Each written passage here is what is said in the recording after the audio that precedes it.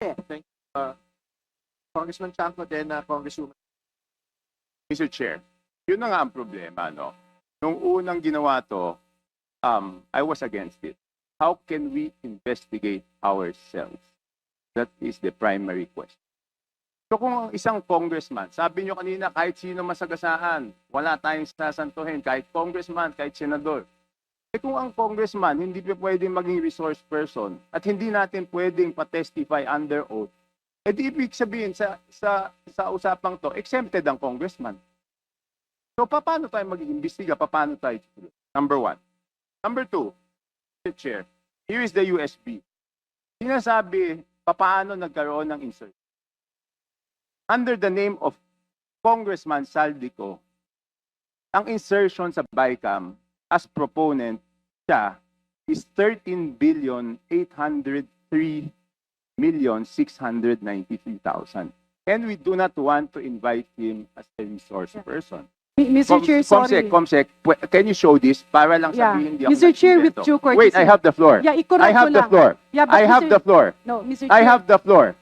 Just to, on the I have the record, floor. please. On the record, Mr. I Chair. have the floor. We did not refuse Suspend. to I invite. have the floor. Mr. Chair, suspend. Motion to Okay, Congressman Erice at the floor, and I asked him. Yeah, that but we Mr. be Chair, I allowed was to make a listed since manifestation. this committee assumed, We recognize her first. and, with due courtesy to the very quickly. I just need to go for a personal matter. Mr. Chair, with due courtesy to all my colleagues, kanina lang ay tinanong ni Congressman Shell Jokno at ni Congressman Secretary Laila De Lima na hindi ba pangit na meron tayong komitiba and we might be investigating our colleagues? That's precisely the reason, Mr. Chair, why we are all here because of our oversight powers. Yes, tutumbukin yan by the third-party investigators, and if there are cases, let cases be filed against the personality. Pero ang punto ko lang, Mr. Chair, I am appealing to our members, wag po nating ilihis na patuloy ito na nangyayari. Nagbago na ang chairman ng Committee on Appropriations, nangyayari pa rin. And tila ako, nung pag-aral ko ng 2026 proposed NEP, merong mga napasok na flood control projects na hindi nang galing sa baba. Mr. Chair, with due courtesy to my colleagues, yes, tumbukin natin later ang Committee on Appropriations, but for now, we have the officers that resigned. I'm not sure if it is already accepted, officials of the Department of Public Works and Highways. We need to know paano ito nangyayari. And also, Mr. Chair, if I move forward, the intent of this committee is to exercise of oversight powers to put in and instill measures para hindi na maulit. Instead of focusing on a single situation, as reiterated, as conveyed by my very good friend, Congressman Ungab, baka pwedeng, we can invite them. We can invite a colleague who is not a member of the four committees. So the former chairman of the Committee on Appropriation is not a member of all the committees here. Eh pwede naman niyang imbitahin. Why do we have to put on motion? Let us not make the investigation personal. Let us all work together so that in the 2026 budget, while we are ongoing the deliberation, let us identify yung mga singit na flood control projects, yung mga cat's eye na nandiyan pa rin at hindi pa rin natatanggal. Let us do our job by putting a permanent seal to all these anomalous things. With that, Mr. Chair, may I appeal to my colleagues? Yes, let's invite the personalities mentioned. Let's do away with motions and divisions of the House because we are losing focus. Balikan natin, ano bang iniimbestiga natin? Na mapunta ang pera ng taong bayan sa tamang proyekto. Na mapuntahan ang investigasyon sa dapat na mga baguhin, that we have a new secretary, that we will be helping him, maybe put everything in place, all the safety measures, at yung mga admin orders, executive orders na nandiyan dyan, tanggalin na natin while we are all here. So again, Mr. Chair, may I repeat my appeal? The focus of our investigation is to nip the bud, putulin ang ugat para hindi na ulit tumubo. And with that, Mr. Chair, let's move forward to the interpellators that have signified their intention to ask questions. And I believe the Honorable Erice, as I earlier talked to him, is amenable to inviting a colleague. Kung hindi dumating, then let's discuss that. But is that the solution? Because any member of Congress will change, any committee chairman will change. But if the root of the cause of all of this will not be nipped, paulit-ulit pa rin itong mangyayari. Thank you. Congressman Chanco, then Congresswoman. Mr. Chair, yun na nga ang problema, no? Nung unang ginawa to, I was against it.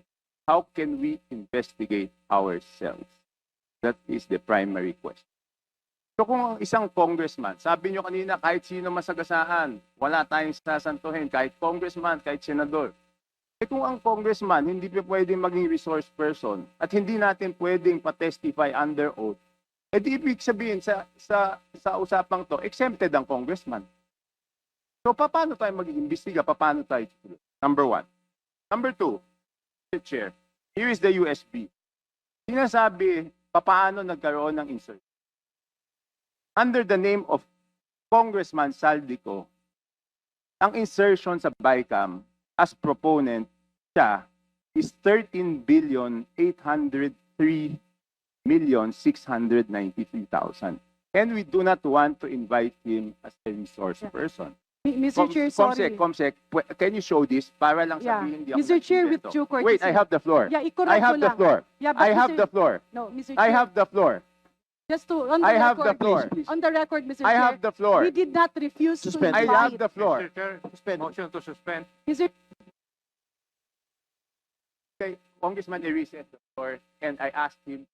Yeah, but that Mr. I'd be Chair, I allowed was to make a listed since manifestation. this committee assumed, We recognize her first. and, with due courtesy to the, very quickly. I just need to go for a personal matter. Mr. Chair, with due courtesy to all my colleagues, kanina lang ay tinanong ni Congressman Shell Jokno at ni Congressman Secretary Laila De Lima na hindi ba pangit na meron tayong komitiba and we might be investigating our colleagues? That's precisely the reason, Mr. Chair, why we are all here, because of our oversight powers. Yes, tutumbukin yan by the third-party investigators, and if there are cases, let cases be filed against the personality. Pero ang punto ko lang, Mr. Chair, I am appealing to our members, wag po nating ilihis na patuloy ito na nangyayari. Nagbago na ang chairman ng Committee on Appropriations, nangyayari pa rin. And tila ako, nung pag-aral ko ng 2026 proposed NEP, merong mga napasok na flood control projects na hindi nanggaling sa baba. Mr. Chair, with due courtesy to my colleagues, yes, tumbukin natin later ang Committee on Appropriations, but for now, we have the officers that resigned. I'm not sure if it is already accepted, officials of the Department of Public Works and Highways. We need to know paano ito nangyayari. And also, Mr. Chair, if I move forward, the intent of this committee is to exercise of oversight powers to put in and instill measures para hindi na maulit. Instead of focusing on a single situation, as reiterated, as conveyed by my very good friend, Congressman Ungab, baka pwedeng, we can invite them. We can invite a colleague who is not a member of the four committees. So the former chairman of the Committee on Appropriation is not a member of all the committees here. Eh pwede naman niyang imbitahin. Why do we have to put on motion? Let us not make the investigation personal. Let us all work together so that in the 2026 budget, while we are ongoing the deliberation, let us identify yung mga singit na flood control projects, yung mga cat's eye na nandiyan pa rin at hindi pa rin natatanggal. Let us do our job by putting a permanent seal to to all these anomalous things. With that, Mr. Chair, may I appeal to my colleagues? Yes, let's invite the personalities mentioned. Let's do away with motions and divisions of the House because we are losing focus. Balikan natin, ano bang iniimbestiga natin? Na mapunta ang pera ng taong bayan sa tamang proyekto. Na mapuntahan ang investigasyon sa dapat na mga baguhin, that we have a new secretary, that we will be helping him maybe put everything in place, all the safety measures at yung mga admin orders, executive orders na nandiyan dyan, tanggalin na natin while we are all here. So again, Mr. Chair, may I repeat my appeal. The focus of our investigation is to nip the bud, putulin ang ugat para hindi na ulit tumubo. And with that, Mr. Chair, let's move forward to the interpellators that have signified their intention to ask questions. And I believe the Honorable Erice, as I earlier talked to him, is amenable to inviting a colleague. Kung hindi dumating, then let's discuss that. But is that the solution? Because any member of Congress will change, any committee chairman will change. But if the root of the cause of all of this will not be nipped, paulit-ulit pa rin itong mangyayari.